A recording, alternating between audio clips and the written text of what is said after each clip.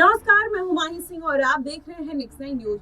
इस बार के लोकसभा चुनाव में जिस तरीके से भारतीय जनता पार्टी को झटका लगा, लेकिन कई ऐसे चेहरे रहे जिनको भारतीय जनता पार्टी दरकिनार करते हुए नजर आई।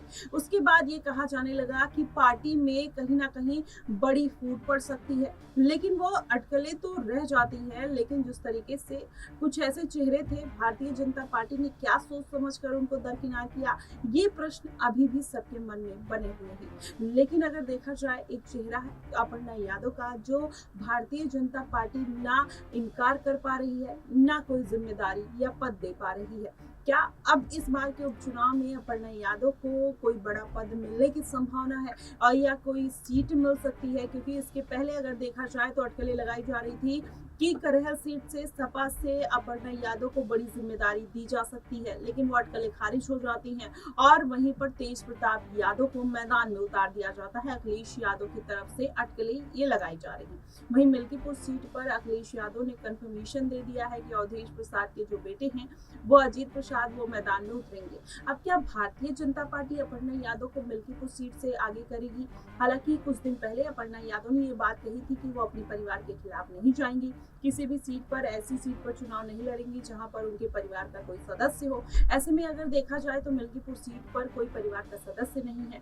वहीं अगर करहल सीट की बात करें तो वहां पर भी तेज प्रताप यादव दूर के रिश्ते में आते हैं। ऐसे में तमाम तरीके की बातें निकल कर आ रही है कि हो सकता है कि आने वाले दिनों में सपा ट्राई कर रही है कि अपर्णा यादव को अपने परिवार में वापस ले लिया जाए, उनके परिवार में वापसी करा दी जाए। वहीं अगर देखा जाए तो दूसरी तरफ भी भारतीय जनता पार्टी भी कोशिश कर रही है कि अपर्णा यादव कहाँ फिट बैठेंगी, वहां पर उनको टिकट या फिर सीट दी जाए। लेकिन क्या इन सभी के बावजूद अगर इस बार भी अपर्णा यादव को कोई बड़ी जिम्मेदारी भारतीय जनता पार्टी नहीं सौंपती है, तो क्या आने वाले दिनों में अपर्णा यादव का जो रुख है पार्टी के लिए वो बदल सकता है? क्या किसी और पार्टी के साथ गठबंधन करते हुए नजर आएंगी? ऐसे में तमाम तरीके की जो पार्टियां हैं वो निकल कर सामने आ रही हैं, जिसमें आजाद समाज पार्टी कह लीजिए, और वहां पर अगर मायावती वो भी मैदान में है। ऐसे में कहा यही जा रहा है कि अपर्णा यादव अगर इनका रुख करती हैं तो जाहिर तौर पर कहीं ना कहीं बड़ा फैसला भारतीय जनता पार्टी के द्वारा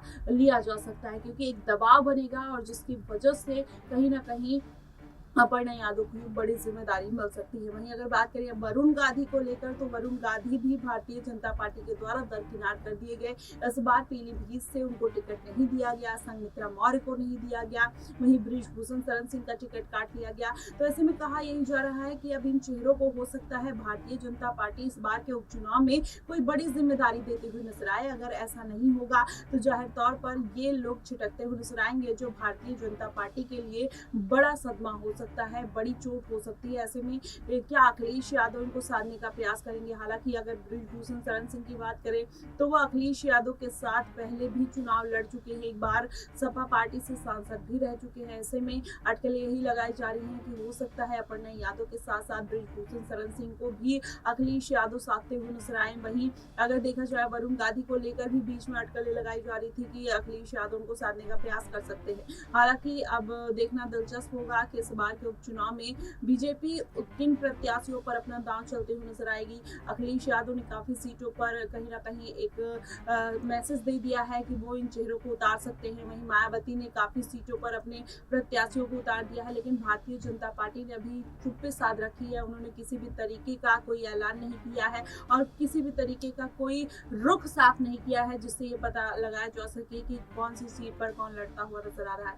क्या ऐसे में ये जो 4-5 चेहरे हैं, भारतीय जनता पार्टी इन पर दांव लगाएगी या नहीं, ये देखना बेहद दिलचस्प होगा। फिलहाल अभी जो मामला उत्तर प्रदेश का चल रहा है, भारतीय जनता पार्टी अपनी सत्ता में वापसी करने के लिए राह देखती हुई नजर आ रही है, क्योंकि लोकसभा चुनाव में जिस तरीके से झटका लगा, पूरा ठीकरा योगी आदित्यनाथ के ऊपर फूटता हुआ नजर आया। अब योगी आदित्यनाथ कहीं ना कहीं अपनी धूमल इमेज को बचाने के लिए फिर से कड़ी मेहनत करते हुए नजर आ रहे हैं और इस बार के उपचुनाव में किसी भी तरीके का कोई रिस्क नहीं लेना चाह रहे। देखना दिलचस्प होगा कि आखिरकार ये कहानी कहाँ जाकर थमती है। क्या भारतीय जनता पार्टी इन चेहरों के भरोसे इस बार उपचुनाव में जीत तय करेगी या फिर कोई और स्ट्रेटेजी बनाते हुए नजर आएगी, किसी और प्रत्याशी पर दांव लगाएगी? आपको क्या कुछ लगता है? आप हमें कमेंट बॉक्स में जरूर बताइएगा। फिलहाल के लिए बस इतना ही। देश और दुनिया की तमाम खबरों के लिए हमारे साथ बने रहिएगा नेक्स्ट नाइन न्यूज पर।